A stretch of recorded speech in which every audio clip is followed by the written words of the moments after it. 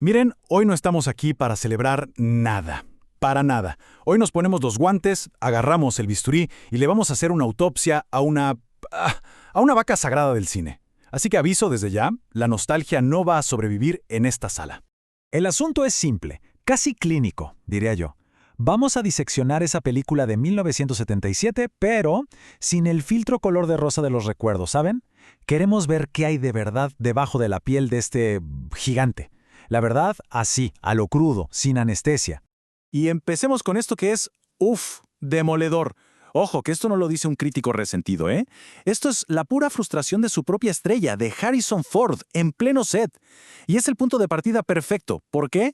Porque nos grita en la cara que los problemas, esos diálogos que nadie puede decir, esa torpeza, ya estaban ahí, desde el minuto 1. Y acá está el corazón del asunto. La prueba reina, digamos. Vean esto con atención. Esto no es inspiración, no es un homenaje, no, es un calco, casi línea por línea. El esqueleto entero de Star Wars no vino de una galaxia muy, muy lejana, vino directamente del Japón feudal de un maestro llamado Akira Kurosawa. Bien, vamos a meternos de lleno en esto. Lo que por, ¿cuánto? ¿Décadas? Se nos vendió como el gran triunfo de la imaginación, en realidad era un collage. Muy brillante, sí, pero un collage al fin y al cabo. Esa es la gran mentira de 1977, que Star Wars fue original. Y bueno, vamos a desarmarla, pieza por pieza. A ver, ya vimos lo más gordo. La estructura de la fortaleza escondida, ¿no? Pero hay mucho más, ¿eh? Esos barridos para cambiar de escena, contar la historia desde el punto de vista de los personajes más insignificantes, hasta la dinámica entre los dos campesinos. Es que Lucas no se llevó solo la trama, se llevó el lenguaje entero de Kurosawa. Ok, siguiente caso en la lista. A ver si esto suena conocido. Un planeta desértico, un imperio malvado que domina la galaxia, un chico de campo que resulta ser el elegido. ¿Le suena? ¡Claro que sí! Todo eso ya estaba escrito en la novela Dune, de 1965. Y la fuerza, bueno, es básicamente una versión para niños de los poderes mentales de las Bene Gesserit de ese libro. Hablemos de C-3PO. Ese diseño, ese parecido tan particular con el robot de Metrópolis, la obra maestra de 1927, no es ninguna coincidencia, es un robo visual, así de simple. Un homenaje tan pero tan obvio que ya ni se molesta en disimular. Hay escenas, saben, que marcan a un personaje para siempre. Cuando Luke encuentra a sus dios quemados, es un momento potentísimo. Bueno, la cosa es que es una copia, plano por plano, del momento en que John Wayne encuentra a su familia masacrada en ese western clásico The Searchers. La misma composición, el mismo marco de la puerta, todo. El impacto emocional fue importado. Y ahora viene lo más incómodo de todo, la gran ceremonia del final. El momento de las medallas, ¿recuerdan? La escala, la composición, esa sensación monumental, todo eso está sacado directamente de la estética de Leni Riefenstahl, la cineasta de la propaganda nazi. Y ojo, esto no es un tema de ideología, es un tema de estética. Se tomó un lenguaje visual diseñado para glorificar el poder totalitario. Un artista no hace eso, un DJ que mezcla música de otros sí lo hace.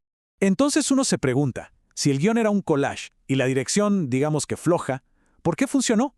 ¿Por qué se convirtió en lo que fue? Pues por la gente que ven acá, por los verdaderos héroes. Marcia Lucas, su esposa en ese momento, que agarró un desastre en la sala de montaje y le dio ritmo, le dio tensión. John Williams, que compuso una música que, es el 80% de la emoción. Ben Burtt, el genio que inventó el sonido del sable de luz. Y ese diseño sucio, esas naves oxidadas. Ellos son los que salvaron la película. Ok, ya desarmamos el mito de la película. Ahora hablemos de lo que vino después, de las consecuencias. Porque el verdadero problema no es la película en sí, es su legado. El impacto de Star Wars no fue realmente artístico. Fue como un pecado original que cambió las reglas de Hollywood para siempre. Y esas consecuencias las estamos viviendo hoy. Miren ese número, 775 millones de dólares de esa época. Imaginen lo que es eso hoy, un éxito tan pero tan bestial que los estudios simplemente no podían ignorarlo.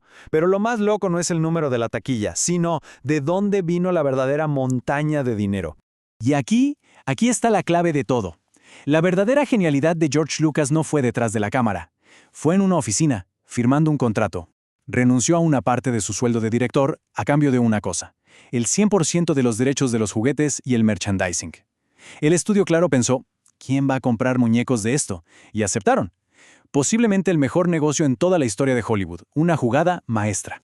Esto que ven acá lo resume todo. En los 70s el cine era otra cosa. Era adulto, arriesgado, personal. Piensen en El Padrino, en Taxi Driver. Ese era el cine que importaba. Tiburón fue como el primer temblor, el aviso. Pero Star Wars fue el terremoto. Le demostró a los estudios que era muchísimo más rentable vender muñecos y loncheras que financiar películas complejas. Y así, de un plumazo se cargó al cine de autor y nos metió de lleno en la era de los comerciales de juguetes de 2 horas. Y ese pecado original, esa idea de que el negocio es más importante que la historia, nos trae de cabeza al día de hoy, al campo de batalla actual. Porque cuando lo único que importa es el espectáculo, la pantalla donde se muestra ese espectáculo se convierte en una guerra. Bienvenidos a la guerra de los formatos. Y la cosa está dividida en 2 bandos muy claros. Por un lado tenemos el templo, el cine, la pantalla horizontal, la inmersión, el ritual de ir a una sala oscura. Y por el otro, la tiranía del teléfono, la pantalla vertical, la inmediatez, el dedito haciendo scroll sin parar, el contenido que dura segundos. Y esto no es solo un tema de tamaño, es una guerra filosófica. Son 2 formas totalmente opuestas de entender qué es una historia. Lo que nos deja con la gran pregunta, la que le quita el sueño a todo el mundo en esta industria, desde el director más famoso hasta el dueño del cine de barrio. ¿Esto es todo? ¿Estamos viendo en tiempo real el fin del cine como lo hemos conocido toda la vida? Y los jinetes de este apocalipsis son bastante claros, ¿no? El streaming, que se come la taquilla. El teléfono, que ya es el rey absoluto. La pantalla principal para casi todo el mundo. El viejo modelo de esperar meses para ver una película en casa, muerto. Y encima, el prosumidor. Todo el mundo creando contenido, inundándolo todo. El panorama es complicado. Pero, ¿y si estamos viendo esto mal? ¿Y si esta visión tan apocalíptica es, en realidad, demasiado simple? A lo mejor no es una muerte. A lo mejor es una mutación. Una transformación violenta, sí, radical. Una evolución a la fuerza, empujada por la propia tecnología. Y es que en medio de todo este caos, de esta aparente destrucción, quizás, solo quizás, estamos a punto de ver un renacimiento. Y lo más irónico de todo es que este futuro fue imaginado por uno de los grandes maestros del cine, hace casi 100 años. Fíjense en esto. Se llama cuadrado dinámico. Es una teoría de un genio, un cineasta soviético llamado Sergei Eisenstein. Y él, allá por los años 30, ya se imaginaba esto. No una pantalla fija, rectangular y aburrida, sino una pantalla que cambiara de forma, que se estirara o se encogiera para servir a la emoción de la escena. El formato al servicio de la historia, y no al revés. Una idea increíble. Claro, en su época, con los rollos de película, eso era ciencia ficción, una utopía imposible. Pero hoy con la tecnología digital, con todas las pantallas que tenemos, esa flexibilidad es completamente real. Es casi irónico, ¿no? El mismo mundo digital que parece una amenaza para el cine es el que por fin hace posible el sueño de uno de sus padres fundadores.